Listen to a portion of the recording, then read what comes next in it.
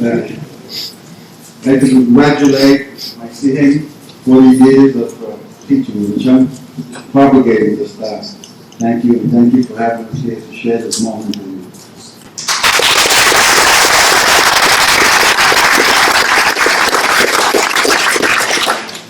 And I think we would agree that we're here, we have today because of our students. We're able to do what we can do because of Grão-mestre Moy Yat. What he spread and what he taught us and passed on to you guys, we're enjoying this moment. And it won't be possible for this to continue without my Simo, Helen Moy.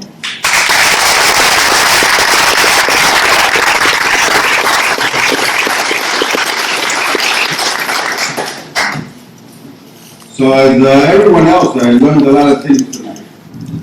I really enjoy Alan's lecture. And as we can see, Ving Tsun has taken us to many facets in life or many interests. And one of my interests was in the physical training, was about how to develop energetics. And through the years, I tried to investigate how can we start to develop this energy that we can use with life. And I looked back and I said, well, we start with Fundada. And I started to think about Fundada. And even the name itself, we kind of find the most common explanation, a little imaginable idea. And we had a CD once that we used to share a lot of conversations, and he kind of made us think about, well, what's the real meaning here? We looked at the character, see, small. But doesn't mean small is bad. Could be a beginning. But the small, the point we were talking about is maybe here. So tonight, some guys were talking about mental energy, or the power of the mind. In the meaning, if we take a character and divide it into the top part and the bottom, is to be here and now. So to be focused in the here and now. And use this power to develop our kung fu, or Ling Tao. Try to develop this, use this. So how do I start to try to understand this just from basic, from stillness, just from not moving. I looked at the Silicon and said, well, I have to develop a good horse and understand the horse, how to sink the horse, how to sit on my horse, and how to play these movements with intent. To go to martial art premise of the body, the mind leads, and the body will follow. So that means putting the intention. Looked at the Silicon level to put the intention at the elbow. So I figured the first point of energy release through the understanding of Silicon is from the elbow. So I will put my mind and focus on my elbow and let the elbow bring out the hand. Now at that time I would, of course, you have to focus on sitting on the horse. Sometimes we sit and press the front, press the foot down. And I don't know if you sometimes you might go back, you might go forward, and you're playing. So how to press, stay here, not letting the feet change, but staying in its position. How to visualize the energy traveling down while I'm playing the first section, let's say. So if we look at the first section, I say, well, it's training some paper. So I looked at how I could train this by breathing, focusing on my elbow and bringing out this hand. The intent, of course, being relaxed. As I start to understand this, then I said, well, how could I apply that to the kung fu? Or how I could be applying the first attribute I need at the first half or the first third of the kung fu of the Wing Tsun, which is to be relaxed or train my breathing.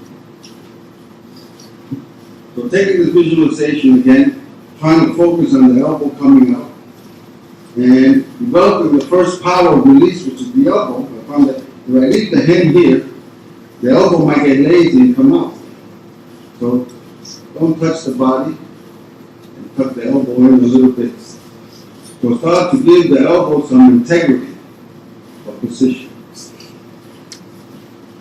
Then again, maybe we come here. I think Siku Chen talked about the Kim Yao San. So how we have the fist come from the heart.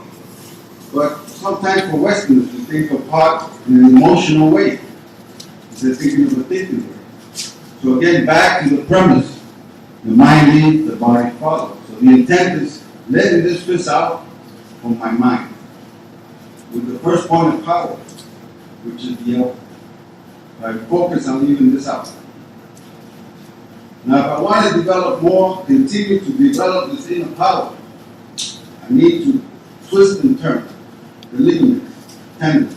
So, the hinge out. So I start to twist, twist, twist, to get this elasticity. Instead of trying to use muscle power behind my technique. So these are things that I try to develop in the first section of Simultan. Besides focusing on the point between the groin and the anus, to bring up the, we don't know if I pronounce it that title. So bring this up, hold it here, and try to sit on the horse. So even the horse, we look at EGD, so we say, this position, why EGD? Why not the figure 8 body? It resembles more the figure 8 than the 2. So start to think, why the Grão-mestre might call this stance by this name. So maybe if we learn to bring up this energy from the root and bring down this energy from above, we meet here. So maybe at one time, maybe instead of EG, you learn, maybe to hold the position. And later, how we let go of that energy. So, this double adoption stance, how I can bring this up, hold it here, bring this up, and focus. And of course, the breathing is important. So again, breathing has a relationship between tension and release, or tension and relaxation. If you hold your breath, most likely you're tense. If you're breathing, then you're relaxed. So I looked at this and said, okay, this is a beginning stage to develop this holy inner power. But as many of us find out, it may be a long road, so we have to have some experience how to develop it and how to continue to see it later in movement. So in the first section, we're just talking about stillness, how to develop our being still. Then as I progressed, I said, well, I have to work this, I have to develop that. And the second stage talk about developing Fakina, or the projection of power. So I start to think, okay, when I see from the strength, well, we point somewhere and release the energy in different directions. So I start to cultivate that energy. The interesting part here is that you start to understand the intent. So an example of that intent that I started saying was if I developed, if I came around and played here, and went into Ving Tsun. So the mind, my intent is to release and go into Ving Tsun. But let's say I had a different martial intent. I wanted to develop Paksa. So that means in my mind, myself, I will focus here and change. So to the untrained eye, maybe I'm here, which is not a big difference between here and Pak. But my intent to release is here, so I have to change the technique. Versus if I did the technique as Ving Tsun, where I would release the energy here. Then I found that also, when I play the turn keys out, instead of just bringing the arm down, straight arm, lower the human, like, and raise it. So now I start to activate a little bit of the waste power at this stage. Of course, as we progress, we're always learning new information. So it seems like we're always learning and trying to apply it.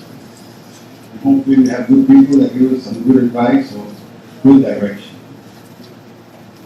And again, I look at the third section, of course, time and rhythm. But how to look at what's the meaning behind those techniques. So of course, we always hear, home cell doesn't stay, time cell doesn't stay. So we look at here. And releasing this power. So, one doesn't stay, time doesn't stay, release. Of course, this, we don't give it a name. Actually, I didn't. We just consider it still under blocking. Or some people call it the inch power, just release from here.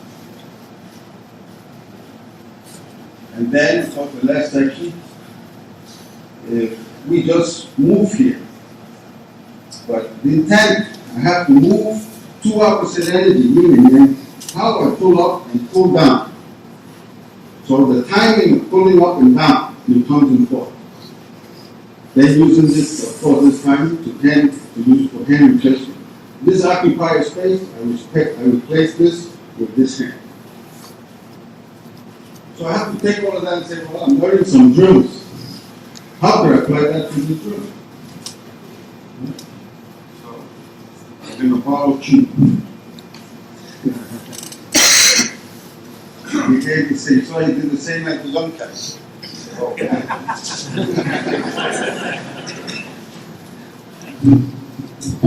what happened? Even the simple first section, I played the time going through. I found that if I focus on the bone here, so sometimes we do a simple drill like pass out, and we say we have the hand going to the center. Basic, training the hand going to the center. But if I make that hand straight, usually this is not on my center. So what happens is, if I start to use what I learned in Silicon, I might use this as a reference point to bring this wrist bone to the center. Now I change the direction. Also, I have to think, it might sound like semantics. If I play box out, hit punches, and I just come here, who we argue that this is comes out. I just press his hand. So if I have to slap his hand, then maybe I have to use a different energy, because maybe the definition or the word in itself gave me an idea of how to use the energy. So I have to consider that. Same now, we go to, let's say I use an example from the second section. We play Chun. He laps out. I might lap him, he laps me. So before some of the seniors talk about mind, body, and spirit. So how do I develop that? Or line up the center line of the instruction. So if I lap him, and my elbow is out, and he resists, I have to struggle with him. But if I use the form, and I use this bottom, so now even if he resists, my elbow's lined up here, right? Then even resist, I can bring him down very easy. I don't have to use a lot of muscle power. So I just rely on the structure to bring him down. So this example of following the form is all precision. So we can develop Kung Fu. And again, we're still training stationary, so we're still working the horse. The next one, I have to visualize. Home sound doesn't stay. Hand sound doesn't stay. And release the energy.